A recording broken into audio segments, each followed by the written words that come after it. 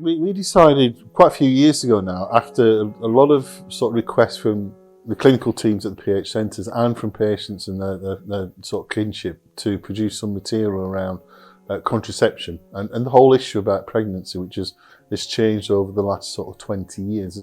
In the video, we're using one of the senior nurse specialists from the Royal Brompton in London, Carl Harris, who's got a lot of experience with over sort of 15, nearly 20 years now of PH and how things have changed, how we manage it differently, and having those conversations there. So it's very sort of factual but honest experience in that one.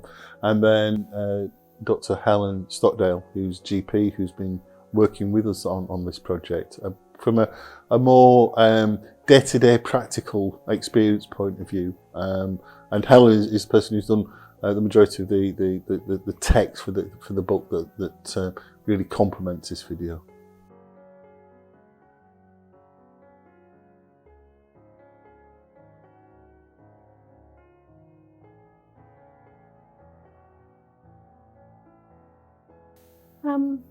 My experience is that the reason people don't talk about contraception is they just feel a bit embarrassed about it.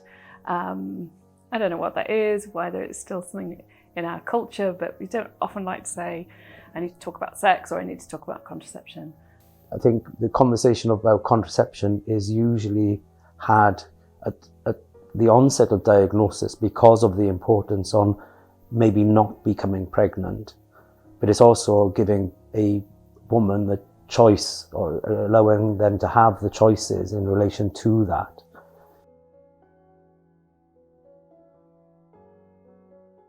So having pulmonary hypertension doesn't accelerate you to the front of the queue of having conversations about contraception and pregnancy.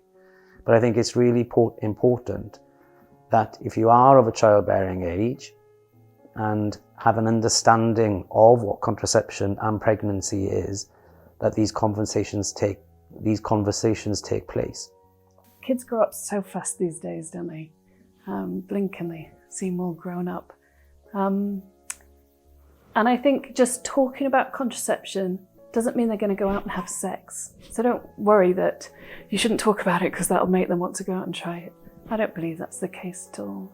And I think the more open and honest you can be with them, the more likely they're going to ask you questions. So, and certainly with PH, it's really important to have those conversations around the time when they might start getting into those risky situations where pregnancy might be something they're at risk of.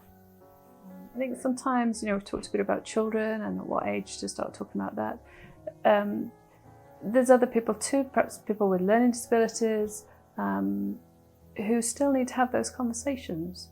And it's worth talking to that person themselves, not over them, not to their carers, because it is that person, it's her body and she needs to have input into what she wants to do about that.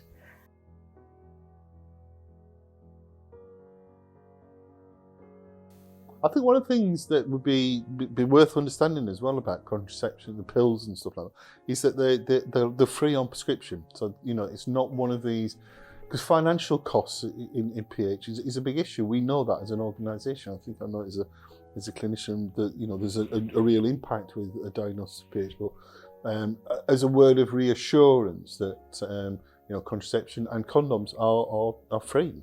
But again, you've got to get into that system, feel comfortable of having that discussion.